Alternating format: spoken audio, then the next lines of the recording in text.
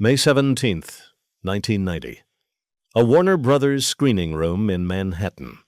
Martin Scorsese is sitting in the dark watching a tall, sharp-featured man in a navy suit run lines opposite Ray Liotta. The man is not an actor. He has never been an actor. He is a federal prosecutor who, that very morning, was in a Brooklyn courtroom putting a Gambino capo away for 40 years. And Scorsese leans over to Nicholas Pileggi and whispers 4 words. He's the guy. He's perfect. That prosecutor was Edward McDonald, 44 years old. Bay Ridge, Brooklyn born. Xaverian High School. Boston College class of 1968. Georgetown Law. Attorney in charge of the organized crime strike force in the Eastern District of New York. And the man who, for almost a decade, had been the only federal prosecutor in America willing to say out loud that James Whitey Bulger was getting away with murder because the FBI was letting him. This is the story of the Brooklyn prosecutor who refused to look away. The man whose face Scorsese put in Goodfellas because the real one was more terrifying than any actor could fake. And the man whose 10-year obsession finally cracked open the dirtiest chapter in the history of the Federal Bureau of Investigation. Here's what the history books leave out. When Mark Wahlberg walked on to the set of The Departed and Scorsese handed him the script, the character of Sergeant Sean Dignam was not invented. Dignam, the foul-mouthed, relentless, outsider cop who screams at the Boston brass and refuses to back down, was modeled almost beat for beat on a real man.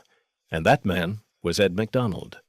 You have to understand what Boston was in 1979. The FBI's Boston field office, headquartered downtown, was running the most catastrophic informant program in Bureau history. At the center of it, 2 agents, John Connolly and his supervisor John Morris, and 2 informants. James Whitey Bulger, boss of the Winter Hill Gang, and Stephen the Rifleman Flemmy, his number 2. On paper, they were top-echelon informants, federal assets, untouchable. In reality, they were killers, and the Boston FBI was tipping them off to every wire, every grand jury, every cooperating witness who tried to put them in a cage. McDonald arrived at the strike force in 1977, 6 years out of Georgetown, came up through the Manhattan District Attorney's Office under Robert Morgenthau.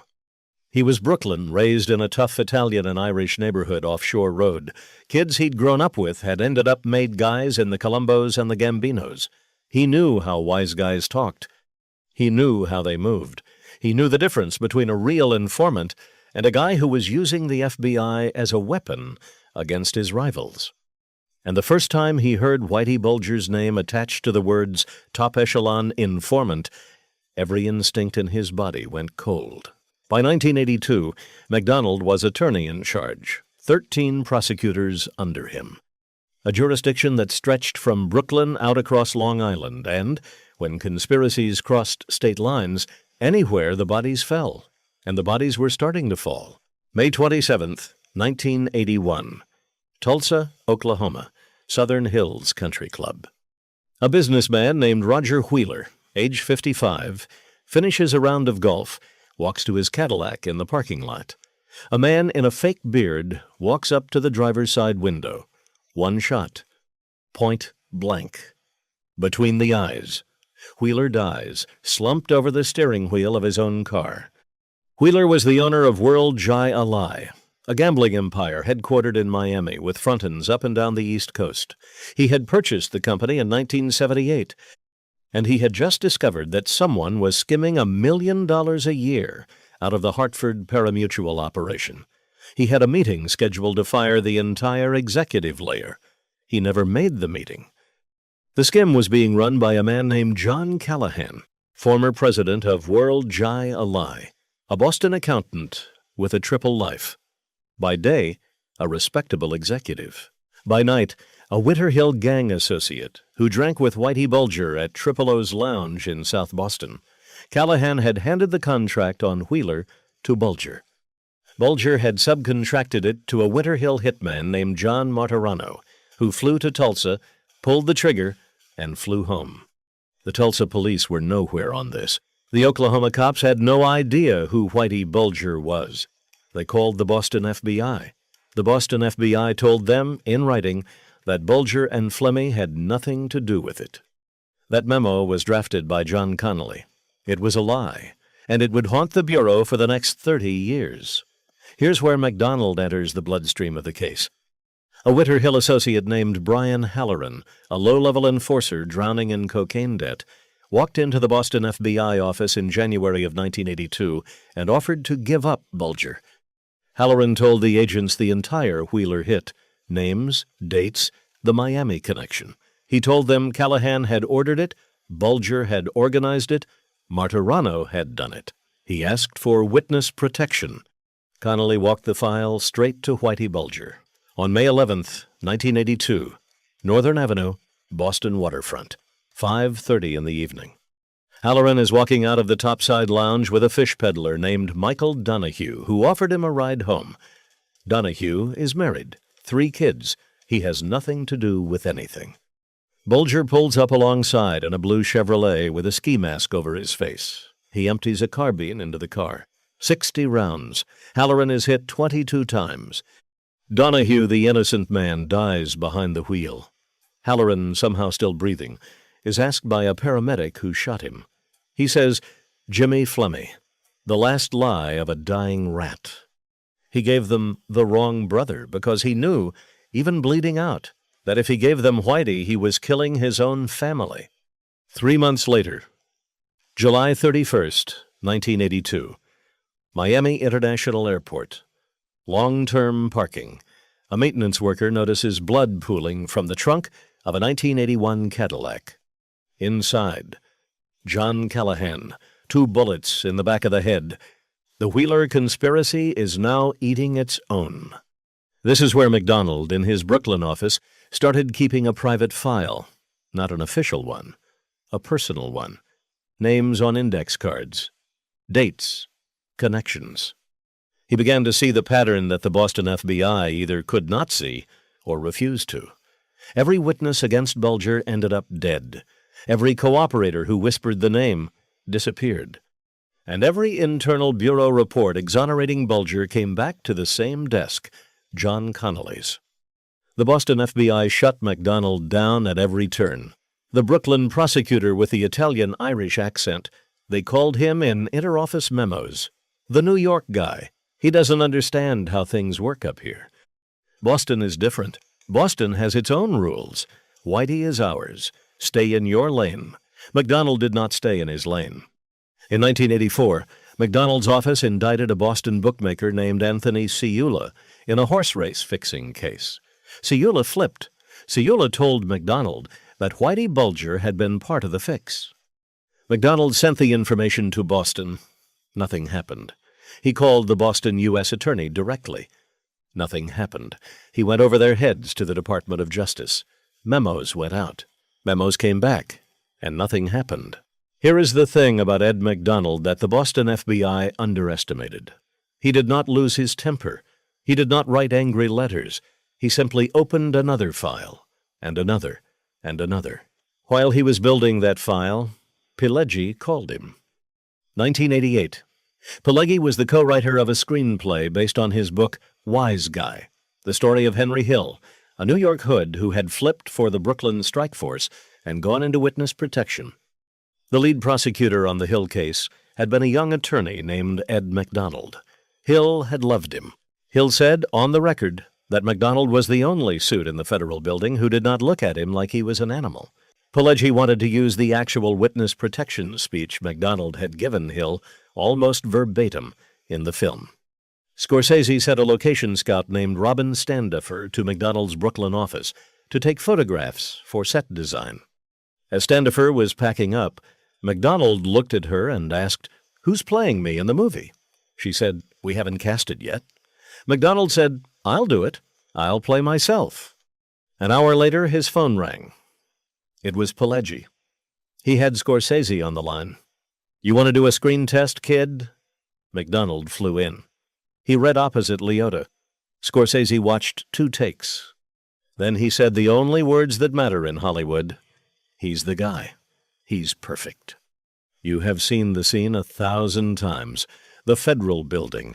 MacDonald in a coat. Leota as Hill across the table. MacDonald saying, "Do not give me the babe-in-the-woods routine, Henry. We know what you did. That is not acting. That is MacDonald, in 1989, doing what he had actually done in 1980. It is the most authentic 30 seconds in the entire film, because it was real. But while Scorsese was making him a movie star, MacDonald was losing the only fight he cared about. Connolly was still in Boston, Bulger was still on the streets, and the bodies were still piling up. 1990, MacDonald left the strike force. 14 years. He had put away the Bonanno acting boss. He had cracked the Gambino crew that ran JFK Airport. He had built the case that led to John Gotti's first federal indictment. But he had not gotten Whitey. He went into private practice at Strook and Strook & Levin. He thought he was done with Bulger forever. He was wrong. 1995, December. Whitey Bulger, tipped off by Connolly that an indictment was coming, vanished. 16 years on the run. He would not be caught until 2011 in Santa Monica, California, with $800,000 in cash and 30 firearms stuffed into the walls of his apartment. And then it happened. The thing MacDonald had been waiting for. The thing he had been quietly predicting in private since 1982. 1997. A federal judge in Boston named Mark Wolf opened evidentiary hearings on the question of whether the FBI had a corrupt relationship with Bulger and Flemmi. The hearings ran for 10 months. 46 witnesses, 20,000 pages of testimony. And one of the first men called to the stand was Edward MacDonald. MacDonald walked into that courtroom on a humid afternoon in 1997 carrying 2 cardboard boxes. The boxes contained every memo, every index card, every blocked indictment, every ignored phone call, every quiet attempt he had made over a 14-year career to get the Boston FBI to admit what it was doing. He laid the boxes on the prosecution table.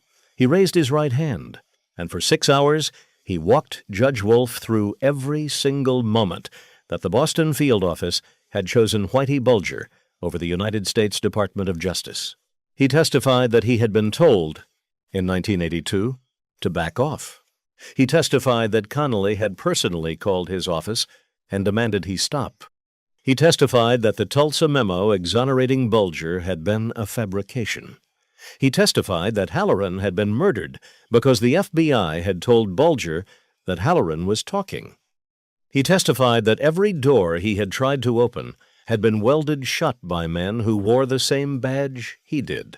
It was the testimony that broke the case. Judge Wolf's final ruling, issued in 1999, ran 661 pages. It found that the Boston FBI had systematically protected murderers.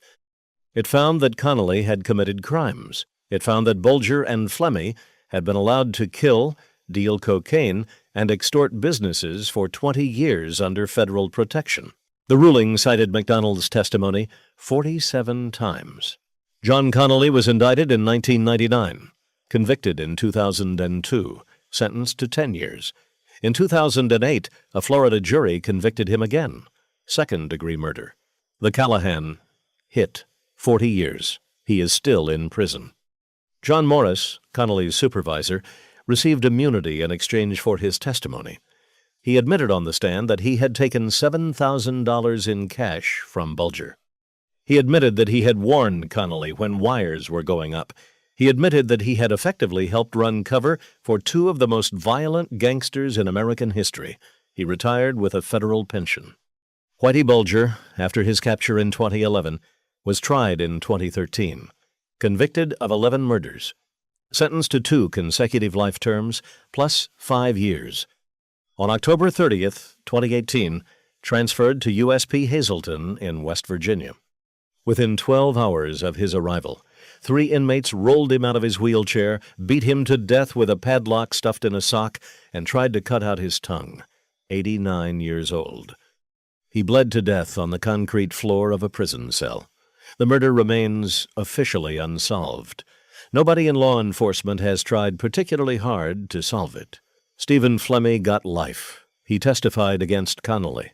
He is still alive. And Ed McDonald, the Brooklyn prosecutor, the man Scorsese cast in Goodfellas because the real thing was better than any actor. The man who held the file in the dark for 14 years. He went back to private practice. He took the Penn Central case. He represented victims of the Madoff fraud. He still gives interviews. He still teaches at Boston College.